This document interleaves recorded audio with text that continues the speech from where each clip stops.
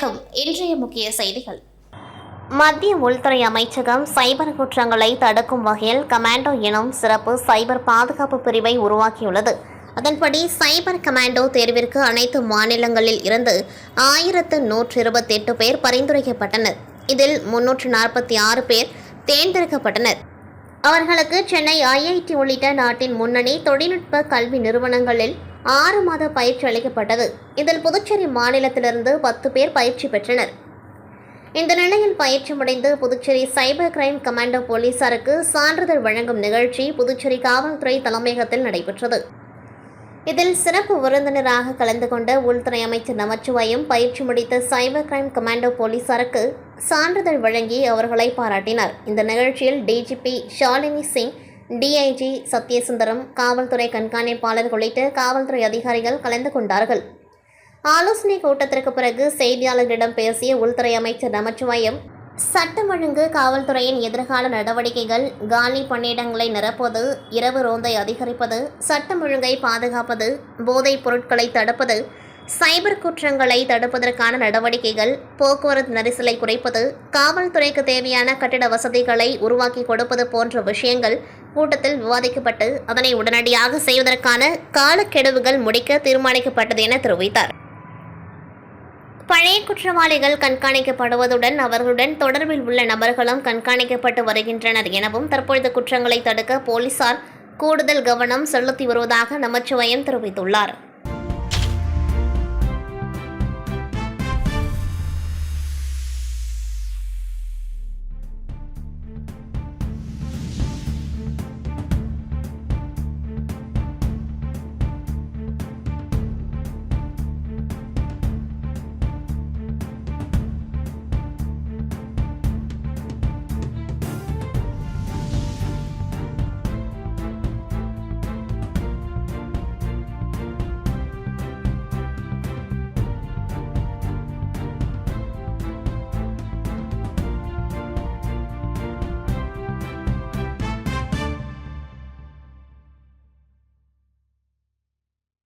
கண்காணிப்பு அதிகாரிகள், SSP, SP உள்ளிட்ட அதிகாரிகளுடைய கூட்டம் நடைபெற்றது.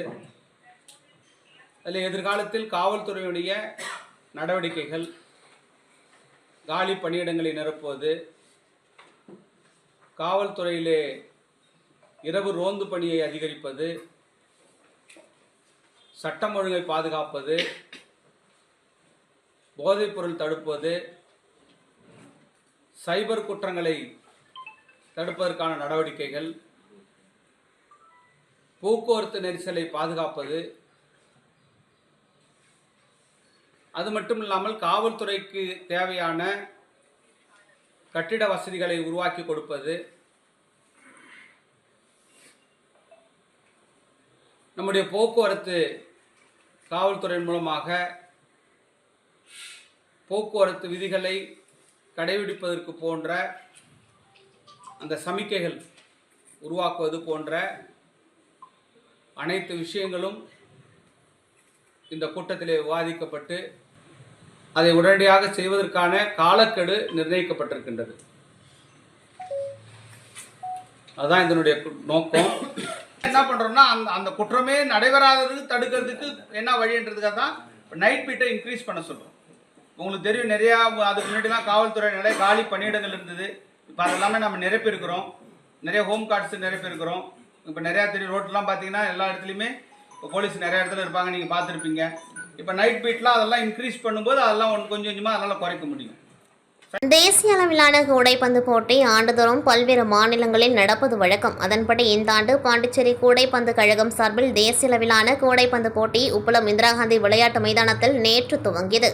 இதில் சிறப்பு விருந்தினராக கலந்து கொண்ட முதலமைச்சர் ரங்கசாமி, தமிழக வெற்றிக் கழகத்தின் மாநில பொதுச் செயலாளர் ஆதவ் அர்ஜுன், சட்டமன்ற உறுப்பினர் நேரு ஆகியோர் போட்டிகளை துவக்கி வைத்தனர். வருகின்ற 19ஆம் தேதி வரை நடைபெறும் தேசிய அளவிலான கூடைப்பந்து போட்டியில் 17 வயதுக்குட்பட்ட பிரிவில் புதுச்சேரி, தமிழ்நாடு, கர்நாடகா, ஆந்திரா, மத்திய பிரதேசம், கோவா, ஜார்க்கண்ட், கொல்கத்தா, டெல்லி, அந்தமான் உள்ளிட்ட பல்வேறு மாநிலங்கள், யூனியன் பிரதேசங்களில் இருந்து 27 ஆடவர் அணிகளும் 25 பெண்கள் அணிகளும் என 52 அணிகள் பங்கேற்று விளையாடி வருகின்றனர்.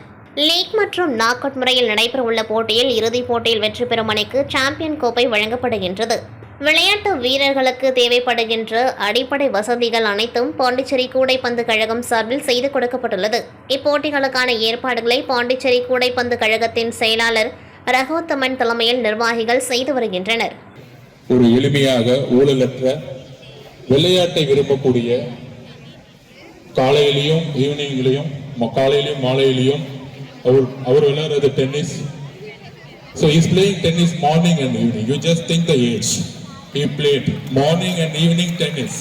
Different, but he's always sportsman. I think he's here to morning and evening. We can see the sport. You can see the politicians. வெறும் மிகவும் எளிமையான விளையாட்டு வீரர்களுக்கு எப்பொழுதும் ஒரு முன்மாதிரியாக இருக்கக்கூடிய தலைமையை புதுச்சேரி அமைத்துக் கொண்டது இந்த மக்களுடைய வெற்றியாக பாஸ்கெட்பால் ஃபெடரேஷன் ஆஃப் இந்தியா கருதுகிறது. கண்டிப்பாக பாஸ்கெட்பால் ஃபெடரேஷன் ஆஃப் இந்தியா இந்த புதுச்சேரியுடைய விளையாட்டுக்கு முன்னேற்றத்திற்கு உறுதுணையாக இருக்கும். நீங்கள் எந்த விதமான உதவியும் எந்த விதமான பயிற்சியையும் கொடுப்பதற்கு நாங்கள் தயாராக இருக்கிறோம். உங்களுடன் பயணிக்க நாங்கள் எப்பொழுதும் விரும்புகிறோம். நன்றி, வணக்கம்.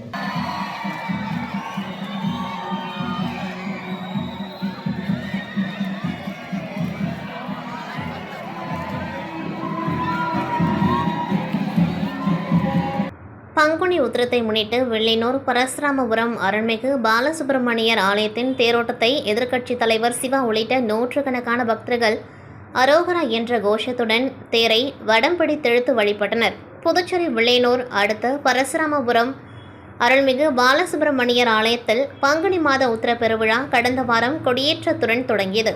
தொடர்ந்து அருள்மிகு பாலசுப்பிரமணியருக்கு பல்வேறு அபிஷேக ஆராதனைகள், சிறப்பு பூஜைகள் நடைபெற்று வீதி உலவும் நடைபெற்றது. பங்குனி மாத உத்திர பெருவிழாவின் முக்கிய நிகழ்வான தேரோட்டம் நடைபெற்றது. இதில் அருள்மிகு பாலசுப்பிரமணியர் மற்றும் அருள்மிகு விநாயகர் ஆகிய இருவருக்கும் தனித்தனியாக தேரோட்டம் நடைபெற்றது. இதில் சிறப்பு விருந்தினராக கலந்து கொண்ட எதிர்க்கட்சித் தலைவர் சிவா தேரை வடம் பிடித்தெழுத்து துவக்கி வைத்தார். தொடர்ந்து உத்திர திருவிழாவில் கலந்து கொண்ட நூற்றுக்கணக்கான பக்தர்கள் அரோகரா என்ற பக்தி பரவசத்துடன் தேரை வடம் பிடித்தெழுத்து வழிபட்டனர். தேரோட்டமானது வெள்ளினூர் 4 மாட வீதிகள் வழியாக சென்று மீண்டும் ஆலயத்தை வந்தடைந்தது. இதில் திரளான பக்தர்கள் கலந்து கொண்டு அருள்மிகு பாலசுப்பிரமணியர் மற்றும் அருள்மிகு விநாயகர் ஆகியோரை வழிபட்டு சென்றனர். தேரோட்டத்திற்கான ஏற்பாடுகளை ஆலயத்தின் நிர்வாகிகள், ஊர் பொதுமக்கள் மற்றும் இளைஞர்கள் செய்திருந்தனர்.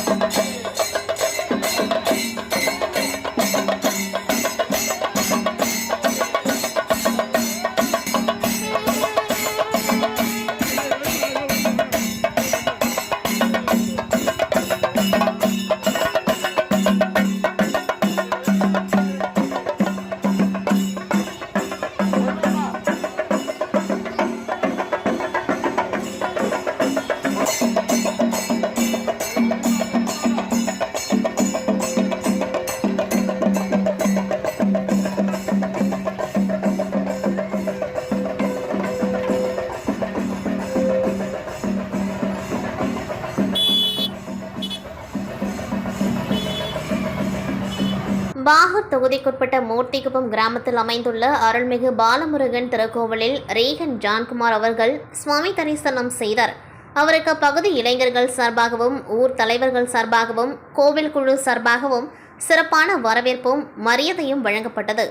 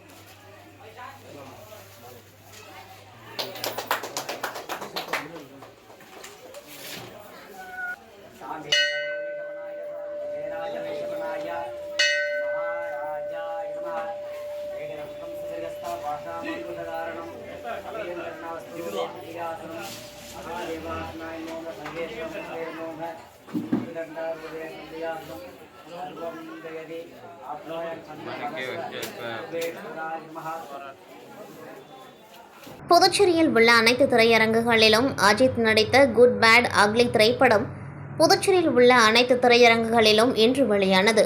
திரையரங்கு முன்பு ஒன்று கூடிய அஜித் தலைமை ரசிகர் மன்ற ரசிகர்கள் அஜித்தின் கட் அவுட் மற்றும் பேனருக்கு 20 லிட்டர் பாலாபிஷேகம் செய்து கொண்டாடினர். தொடர்ந்து தியேட்டர் முன்பு பட்டாசுகள் வெடித்தும் இனிப்புகள் வழங்கி ஆட்டம் பாட்டத்துடன் கொண்டாடினர்.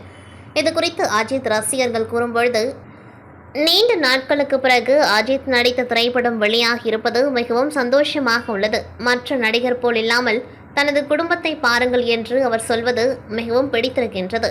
அதனால் இன்று வரை நாங்கள் அஜித் ரசிகராக தொடர்கின்றோம் என்று மகிழ்ச்சி பொங்க தெரிவித்தனர்.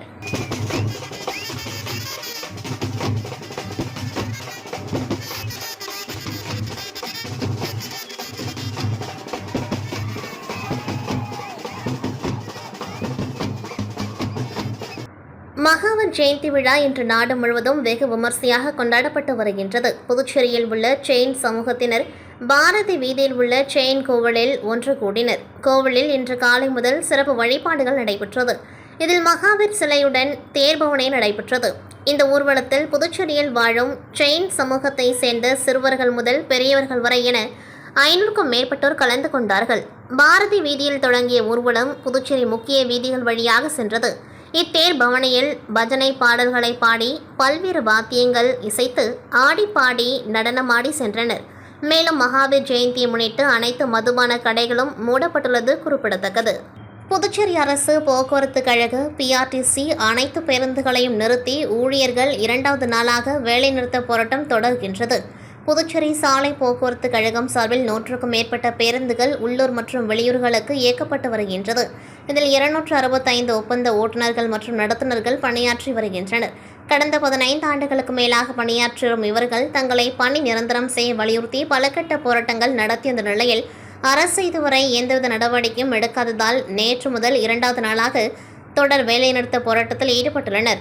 2 நாட்களாக அனைத்து அரசு சாலை போக்குவரத்து கழக பேருந்துகளை பணிமனைகளில் நிறுத்தி தங்களது போராட்டத்தை நடத்தி வருகின்றனர். அரசு தங்களுக்கு பணி நிரந்தரம் செய்யும் வரை தொடர் வேலைநிறுத்தம் தொடரும் எனவும் அறிவித்துள்ளனர். சென்னை, மாஹே, காரைக்கால் ஆகிய பகுதிகளுக்கு நிரந்தர ஊழியர்களை கொண்டு பேருந்துகள் இயக்கப்பட்டன. உள்ளூர் பேருந்துகளை நிரந்தர ஊழியர்களை கொண்டு இயக்க நடவடிக்கை எடுக்கப்பட்டுள்ளது. ஒப்பந்த ஊழியர்களின் போராட்டத்தினால் அரசு பேருந்து சேவை வெகுவாக பாதிக்கப்பட்டுள்ளது. புதுச்சேரி ராஜ்பவன் தொகுதியைச் சேர்ந்த ஏழை எளிய மாணவர்களுக்கு இலவச நீட் பயிற்சி வகுப்பை சட்டமன்ற உறுப்பினர் VP ராமலிங்கம் துவக்கி வைத்தார். புதுச்சேரி ராஜ்பவன் தொகுதியைச் சேர்ந்த ஏழை எளிய மாணவர்களுக்கு நீட் தேர்வுக்கான இலவச பயிற்சி வகுப்பை இன்று புதுச்சேரி புதிய பேருந்து நிலையம் அருகே உள்ள மதர் குளோரி கோச்சிங் அகாடமியில் சட்டமன்ற உறுப்பினர் VP ராமலிங்கம் துவக்கி வைத்தார். தொடர்ந்து நீட் தேர்வுக்கு தயாராகும் மாணவ மாணவிகளுக்கு அதற்கான புத்தகத்தை சட்டமன்ற உறுப்பினர் VP ராமலிங்கம் வழங்கி எதிர்கால மருத்துவராவதற்கு வாழ்த்துக்களையும் பாராட்டுகளையும் அவர் தெரிவித்தார். இந்த நிகழ்ச்சிக்கு ராஜ்பவன் தொகுதியின் பாஜக ஒருங்கிணைப்பாளர் நாகராஜன், பொறுப்பாளர் ஆனந்த கண்ணன் மற்றும் பாஜக OBC மாநில துணைத் தலைவர் ஸ்ரீனிவாச பெருமாள் மற்றும் மதர் குளோரி கோச்சிங் சென்டரின் உரிமையாளர் அந்துவான் பிரபு மற்றும் ஆசிரியர்கள், மாணவிகள் என பலர் கலந்து கொண்டார்கள்.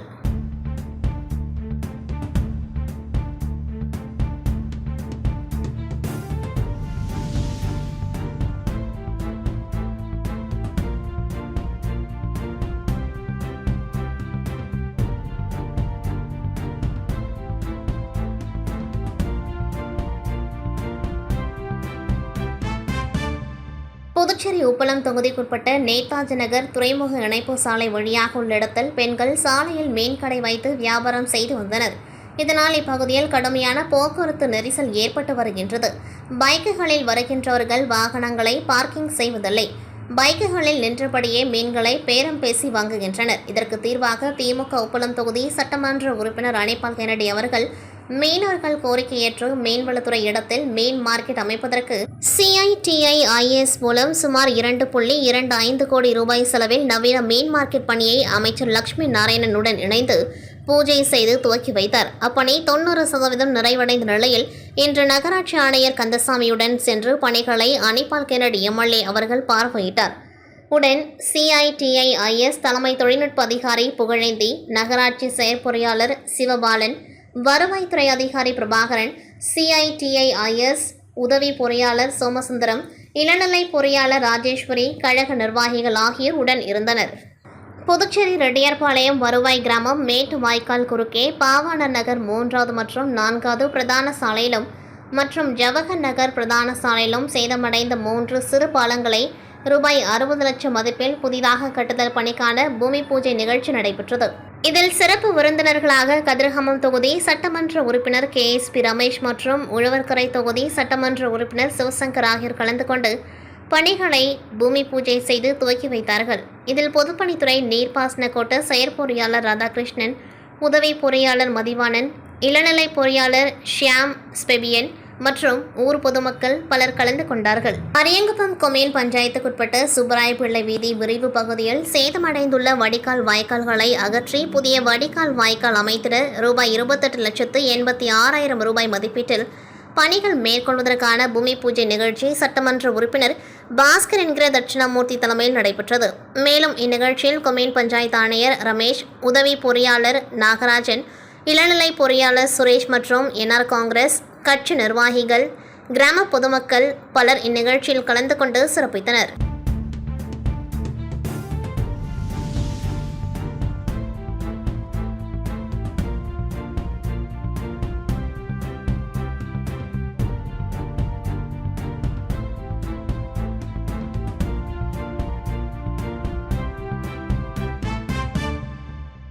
பிரெஞ்சு பெண் பாடகரை நினைவாக புதுச்சேரியில் இசை நிகழ்ச்சி நாளை நடக்கின்றது.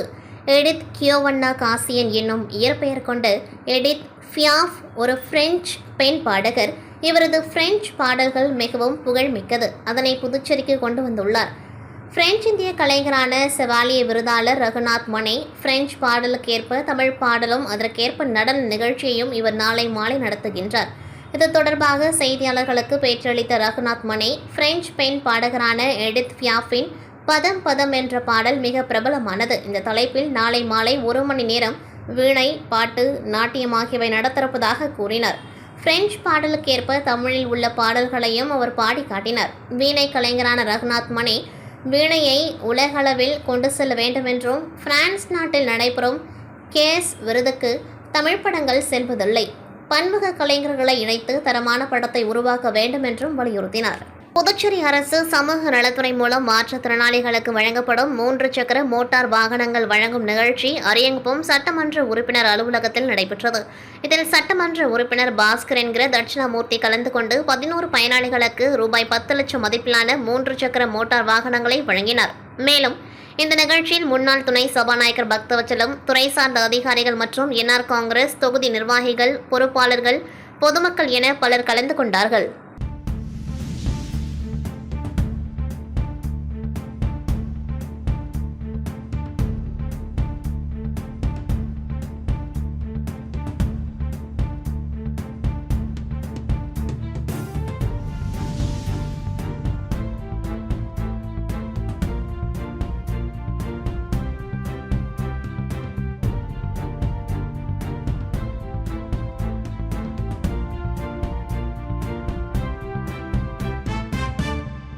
புதுச்சேரி யூனியன் பிரதேச சமூக நல சொசைட்டியின் ஆலோசனைக் கூட்டம் மற்றும் கடல் மற்றும் ஆறுகள் பாதுகாப்பு குழுவின் அறிமுக கூட்டம் புதுச்சேரி குண்டுபாளையம் பகுதியில் உள்ள முத்துரத்தின் அரங்கம் பள்ளி வளாகத்தில் நேற்று நடைபெற்றது. இதில் மாநில தலைவர் காத்தவரையன் தலைமை தாங்கினார். மாநில ஆலோசகர்கள் அசோக்ராஜ், கோவிந்தசாமி, பொதுச் செயலாளர் மதிவொளி, நகர மாவட்ட தலைவர் கராத்தே சுந்தரராஜன், மாநில துணைத் தலைவர்கள் திருவேங்கடம், வைத்தியநாதன், செயலாளர்கள் அமரன், கனகராஜ், சத்யராஜ், காயத்ரி, மாநில பொறுப்பாளர்கள் இளவரசன், அன்பழகன், ஐனாரப்பன், ராதாகிருஷ்ணன் ஆகியோர் முன்னிலையில் நடைபெற்ற கூட்டத்தில் புதுச்சேரி பகுதிகளில் பொதுமக்களின் அத்தியாவசிய பொது பிரச்சினைகள், அரசு பள்ளி மாணவர்களை ஊக்கப்படுத்துதல், புதுச்சேரி மாநிலத்தின் நீர் ஆதார தேவை உள்ளிட்ட விஷயங்கள் பற்றி ஆலோசிக்கப்பட்டது.